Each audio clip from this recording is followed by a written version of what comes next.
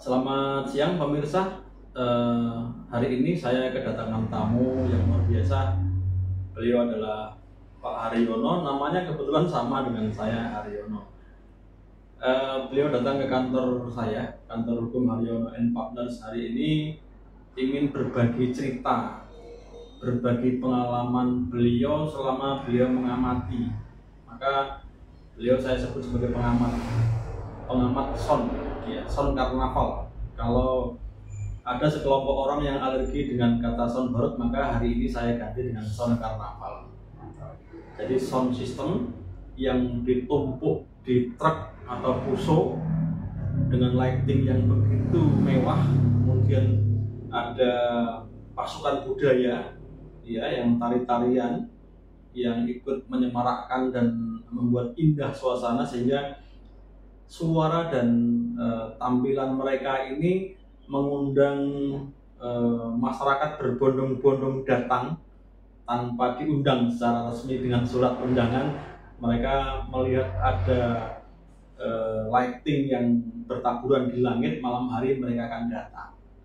Ya, mereka mengajak anak, istri, keluarga, teman untuk sekedar berlibur atau berhibur kalau malam hari.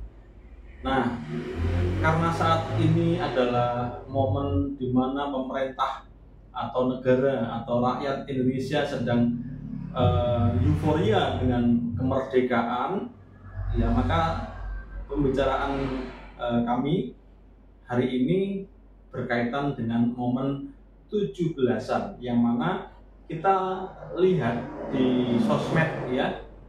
Saya jam 5 pagi itu, Pak. Iya. Saya buka sosmed, ya, di TikTok terutama, ya, itu sudah ada live, ya, sound karnaval itu sudah pada menampilkan, ya, tampilannya, ya. Saya bertanya-tanya, kapan mereka berdandan, ya, kapan mereka mengemas kegiatan ini sehingga jam 5 pagi itu sudah live. Saya masih ngorok-ngorok itu, ya. Nah, oleh karena itu hari ini menjadi topik yang menarik pemirsa, apalagi sebelumnya, ya, walaupun sekarang tensinya sudah mulai turun, yang mana sound horeg dinyatakan oleh MUI haram, ya, dan pemerintah Kabupaten Blitar sudah mengeluarkan edaran sebelumnya, dan belakangan kita ketahui pemerintah Kabupaten Blitar memperbolehkan kegiatan maksimal 8 subwoofer. Ya, kemudian pihak kepolisian juga kita lihat juga sudah memberikan izin, ya, sepanjang memang bisa menjaga ketertiban umum, tidak merugikan masyarakat, ya, kemudian dilaksanakan sesuai dengan waktu yang tepat. Kemudian pemerintah provinsi pun sudah mengeluarkan aturan edaran, ya, boleh mengadakan kegiatan sound karnaval dengan 4 syarat. Yang pertama, menghindari tari-tarian erotis, ya. Yang kedua, desibelnya dibatasi, kemudian waktunya dibatasi. Yang keempat, ini subwoofernya dibatasi, ya. Ini oleh pemerintah Provinsi Jawa Timur itu diperbolehkan, tidak dilarang. Artinya dalam hal ini konteks haram ini masih dalam tanda kutip ada syaratnya untuk menjadi halal, gitu ya, Bang? Iya, betul. Karena kita lihat belakangan ini juga di mana-mana ada sound karnaval yang menghibur masyarakat. Baik, saya akan bicara atau tanya-tanya, ya, dengan pengamat sound karnaval kepada Pak Haryono.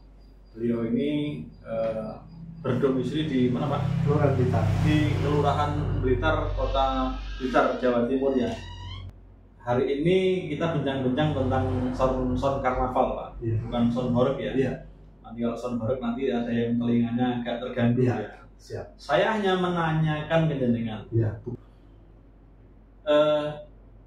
Menurut jenengan, apakah sound karnaval ini perlu dilestarikan atau perlu dibinasakan? Baik, kalau fenomena yang terjadi memang masyarakat menghendaki viralnya sound horeg terus diganti nama sound karnaval Indonesia, ya, atau kalau di wilayah Blitar sound karnaval Blitar atau Indonesia Blitar. Itu sangat bagus sekali perubahan nama itu, saya setuju dan sepakat, sehingga pengertian pemahaman yang kemarin diviralkan terminologi haram ya. Lah semua itu ada hikmahnya Mas. Jadi ada hikmahnya. Kita ambil hikmahnya. Evaluasi itu memang perlu. Sehingga di sinilah kita ingin maju dan pemerintah hadir untuk memberikan regulasi seperti solusi. Nah ini ada satu kesepakatan antara pihak panitia dengan hadirnya pemerintah yang memberikan regulasi, solusi dan sebagainya untuk disatukan, saling memenuhi kewajiban dan haknya masing-masing. Iya, ini yang perlu diatur. Jadi teman-teman yang di event bilang kami tidak ingin dihilangkan, dimusnahkan atau dihancurkan atau tidak boleh tampil, tapi ingin diatur. Lah, ayo kita sama-sama. Kalau bahasa ingin diatur ya sama-sama. Pemerintah sudah memberikan regulasi dengan 4 item itu, mulai estetika, tampilan yang berkualitas, terus desibel kebisingannya, terus jam operasionalnya. 4 ini sudah memuat semuanya. Saya sangat sepakat bila mana diakhiri sampai jam 23 atau 24.00 sudah off. Kalau di Blitar khususnya, lain di daerah lain ketentuan ya. Kalau khususnya di Blitar ini kita bicara di Blitar. Terus untuk awal dimulainya monggo silakan disesuaikan. Terus masalah estetika tampilan ya itu memang perlu disensor juga karena di situ publik dan itu terbuka di jalanan. Selama ini nggak ada sensor?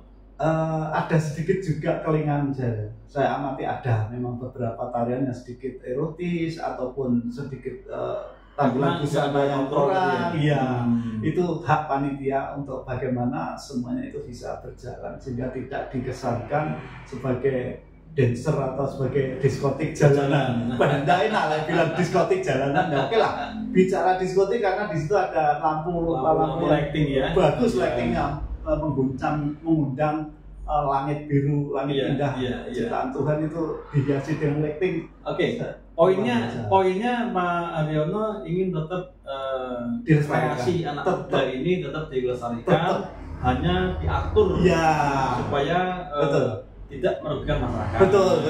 Gitu ya. Apalagi ini posisi yang dilalui kan sepanjang jalan. Betul. Kecuali di lapangan atau di tempat tertentu. Berarti ada pengecualian ya? Ada. Artinya begini Pak. Iya. 4 persyaratan yang diminta oleh pemerintah Provinsi Jawa Timur ini itu pengecualian untuk wilayah-wilayah tertentu yang jauh dari perkampungan. Ya kalau kita tampilkan di sepanjang jalanan sesuai yang diarahkan pemerintah itu yang di sepanjang jalanan ya. Nah sekarang jadi fenomena seperti itu ya, memang warga menghendaki, masyarakat rakyat menghendaki seperti itu ya kita turuti, cuma harus kita atur. Kalau bila mana di lapangan memang beda. Katakanlah ada festival dengan kekuatan seperti ini dihadapkan ke sawah atau kemana misalnya, tapi tetap dapat izin dari kanan kiri. Misalnya contoh di Blitar kan ada jalur lintas selatan tuh. Jalur lintas selatan CLS. Itu kan nggak ada perkampungan. Betul. Kalau jalur itu dimanfaatkan untuk kontes atau festival soundboard gitu ya. Iya, bisa. Itu apa tidak perlu mengikuti aturan di provinsi? Saya rasa tidak, karena di sana memang jauh dari pemukiman dan orang yang ke sana mesti punya kepentingan karena hobi. Kalau uang tua, anak kecil ya nggak mungkin dibawa ke sana menghadapi hal semacam itu. Nah, itu sudah tahu koridornya. Kenapa dilaksanakan di sana? Itu hanya untuk mengisolasi atau mengisolatir supaya tidak terjangkau oleh orang yang memang tidak peruntukannya. Atau orang yang tidak suka. Ya, itu. Misalnya ini itu di jalur lintas selatan kita manfaatkan kan di Malang sampai Blitar kan Tulungagung juga ada jalur lintas selatan. Itu digunakan untuk festival soundboard. Nggak usah dibatasi desibel, nggak usah dibatasi subwoofer, kecuali dancer. Tetap harus dibatasi estetika. Karena ditonton oleh semua kalangan. Kemudian lokasi yang kedua adalah pantai. Nah, pantai itu untuk meningkatkan wisata. Untuk daya tarik wisata supaya menjadi ikon baru di Blitar ini bahwa di pantai itu ada hiburan lain selain laut. Gitu Pak. Mungkin sebulan sekali digelar soundboard di sana ya. Kan jauh dari masyarakat. Kemudian yang ketiga itu di tanah lapang yang minimal jaraknya itu minimal 500 meter dari perkampungan. Ini kan kekhawatiran yang jadikan dasar pemerintah dapat mengganggu ketertiban umum. mungkin dari sisi kesehatan telinganya bisa tuli, ya toh, mungkin getaran dada yang begitu kuat. Tapi kalau diatur tempat yang jauh dari perkampungan, saya kira ini hanya orang-orang tertentu yang ke sana. Ya pasti, gitu ya. Pasti. Jadi intinya begini, kalau di jalan di perkampungan sudah ada aturan, maka apakah perlu ada aturan untuk yang di tanah-tanah lapang yang jauh dari perkampungan? Ya, itu juga perlu diatur ya. Nantinya kalau memang di masyarakat ada keinginan, ada request permintaan, animo masyarakat ingin festival, karena kalau festival mungkin tiketnya sedikit mahal karena di sana memang biaya besar. Nah ini khusus peruntukannya untuk penggemar-penggemar, penghobi, pemburu horor. Di luar itu nggak mungkin datang. Nggak mungkin kalau hobi itu sebenarnya kalau konsep saya lebih ke sound merdunya, Mas. Jadi nggak terlalu ke horor. Karena apa, waktu jeduk-jeduk itu kalau di perkampungan sebenarnya saya juga, kalau dibilang menolak, saya jujur menolak. Karena di situ ada anak, ada orang tua, walaupun jumlahnya kecil, itu tetap punya hak. Kelompok minoritas juga perlu kita perhatikan. Jadi pemerintah nggak ada salahnya kalau itu sudah diatur, yang jalanan keliling itu dijadikan sound karnaval Indonesia yang nyaman, yang bisa dinikmati, dan jumlah tampilannya harus berkualitas. Ini berlomba-lomba. Mudah-mudahan teman-teman yang suka dan penyelenggara banyak belajar ke sisi sebelah, tetangga sebelah yang sudah berhasil dan sebagainya. Ini juga sangat penting karena bagaimanapun ini adalah hasil cipta karya rakyat, urunan rakyat sendiri, anak bangsa berkreativitas, apapun bentuknya, kualitasnya. Kalau bahasa high class-nya kan karnival. Nah, sekarang mulai bertata seperti yang ada di tetangga kota kita di Malang itu tertata, tampilannya luar biasa.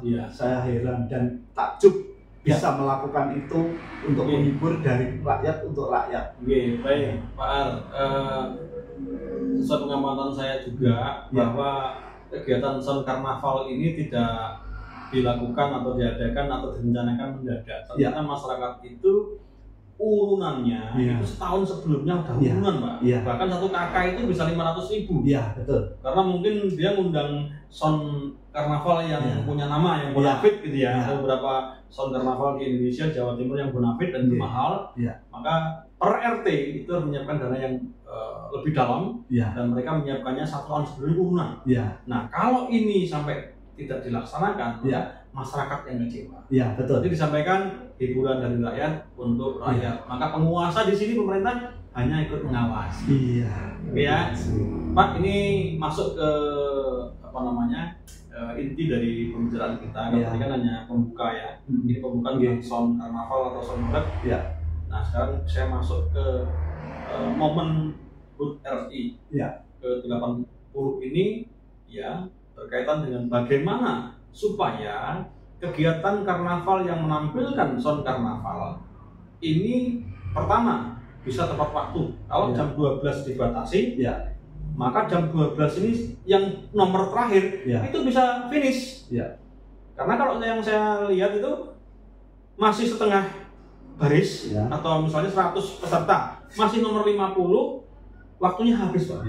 Sehingga yang nomor 51 sampai nomor 100 ini di stop untuk tidak bisa tampil karena pengaturan. Nah, apakah ini panitianya yang kurang profesional dalam memanajemen waktu atau ada hal teknis lain yang perlu disiapkan? Nah, ini monggo dengan sebagai pengamat supaya informasi ini digunakan oleh teman-teman panitia di seluruh Indonesia yang mengadakan karnaval, baik di desa, kecamatan maupun di kota di seluruh Indonesia, supaya tidak ada yang kecewa. Peserta ini bisa ikut sampai finish semua, bagaimana caranya? Ini monggo dengan bercerita kepada pemirsa supaya mengedukasi panitia. Baik, ini berdasar pengalaman kami waktu menyelenggarakan kegiatan-kegiatan bukan sonorek karena sebelum era saya itu belum ada sonorek. Event-event lain yang semasa saya seperti karnaval atau kirap, kecil apapun kita coba bagaimana kirap budaya itu tepat waktu, durasi waktu yang disepakati. Nah, ini memang perlu ketegasan seorang penyelenggara, panitia penyelenggara, panpel. Ketegasan dari waktu yang sudah diberikan izin oleh pemerintah. Dan ini leluasa untuk mengatur semua kelancaran jalannya tampilan. Bagaimana semua bisa tampil dengan durasi waktu yang sudah dialokasikan, dengan jarak tempuh yang sudah tertata dan sebagainya. Ini pertimbangannya banyak. Pertimbangan juga jarak tempuh, berapa kilometer. daya tampung penonton. Kalau dirasa tampilan banyak, jarak tempuh terlalu jauh, sedangkan daya tampung penonton sudah lewat melampaui, itu saya rasa tidak efektif. Pertimbangan jarak terjauh itu karena daya tampung penonton. Kalau penontonnya banyak sekali, daya tampung pendek tidak muat, kasihan, nanti akan tertutup oleh pasukan penonton. Ini perlu dipertimbangkan. Durasi waktu. Waktu di panggung kehormatan itu tampilan harus betul-betul disiapkan. Katakanlah setiap peserta harus menyediakan tenaga wajib, pembuka jalan, pengatur jarak. Pakai teman-teman jasa orari, rapi, atau komunikasi bankom yang lain untuk menjaga jarak secara kontinu. Ini saya rasa juga lebih tertib nanti, sehingga semuanya akan berjalan urut-urutannya kontinu. Dari tampilan sekian menit harus sekian menit, harus tegas. Sebelum tampil harus menyiapkan, jangan sampai mau tampil masih cek. Ini sering terjadi. Iya, teman-teman luar biasa, saya hormati, saya hargai, apresiasi luar biasa. Kenapa? Kadang kelewatan. Tenaga khusus yang buka jalan, yang mengamankan jalan, yang menjaga jarak itu belum tersediakan. Semuanya pada tampil euforia, luar biasa. Ini ada kelengan-kelengan yang harus saking semangatnya. Saking semangatnya harus ada pembagi peran, dan salah satu alat yang paling canggih adalah peluit. Itu alat komunikasi yang paling mudah diikuti isyarat adalah peluit. Nah inilah kita coba sehingga durasi waktu yang disediakan oleh pemerintah, oleh pihak keamanan pas, sehingga tidak ada yang dirugikan dan tidak ada yang dikecewakan. Memang kasihan masyarakat sudah urunan, sudah semangat 17 Agustus, istilahnya urunan sendiri, biaya sendiri, nggak repot nih. Izin pun juga berbiaya sendiri. Kok sampai terjadi ini? Eman mas. Bagaimanapun rakyat butuh hiburan, butuh kelonggaran, tapi tetap diatur. Disinilah pemerintah hadir untuk mengatur, memberikan regulasi. Panggah manut harus ngatur, selama ada batasan komitmen yang jelas. Ada klausul ricuh menanggung semua biaya, perlu itu disosialisasikan secara luas. Bahkan kalau perlu di karcis parkir atau penitipan itu ada sosialisasi itu, sehingga semua punya bukti. Ricuh bikin gaduh menanggung biaya sendiri penyelenggara. Oh gitu Pak. Iya.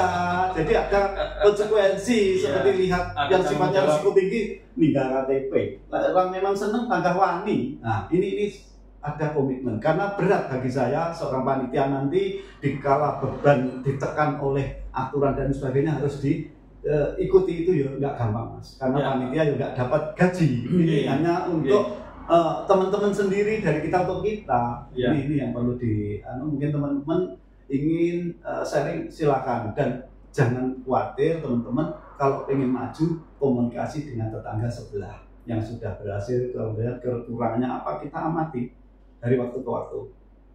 Dengan pengaturan subdesibel saya sangat setuju. Setuju sekali mas.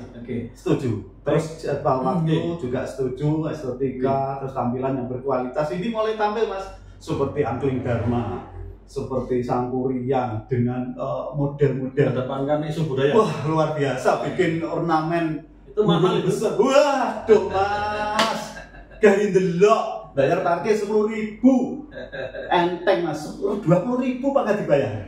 Oke, paham.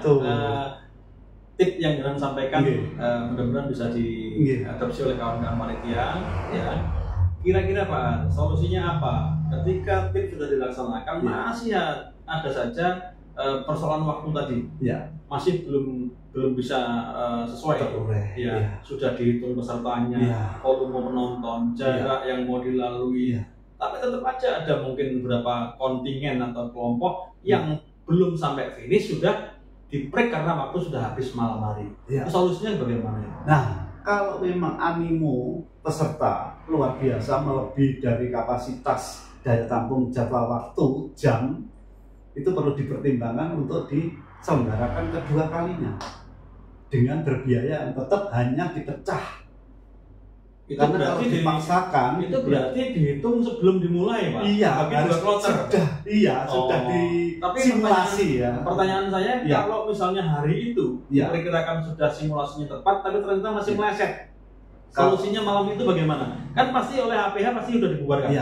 Pasti dihentikan karena mengingat waktu jam 12.00 harus sudah selesai. Ternyata masih ada berapa puluh kelompok gerak budaya atau karnaval yang belum sampai ke panggung utama misalnya, kan saking panjangnya. Solusinya piye Pak? Bisa dipangkas jumlah peserta.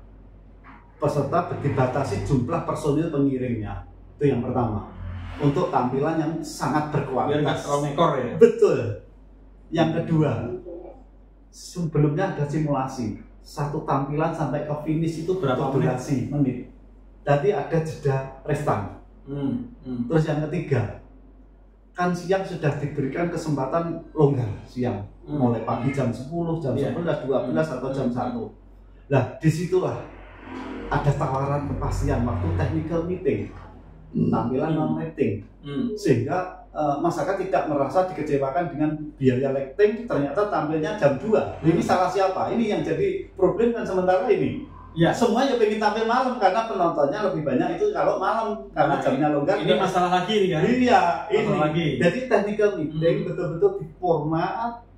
Jauh sebelumnya technical meeting awal itu untuk tampilan ada pilihan dengan berbiaya ringan, sederhana, siang hari, anak-anak atau klasifikasi ini harus seperti apa? Nggak gampang mas ini. Panitia harus betul-betul cerdik karena tuntutan dari regulasi. Ya.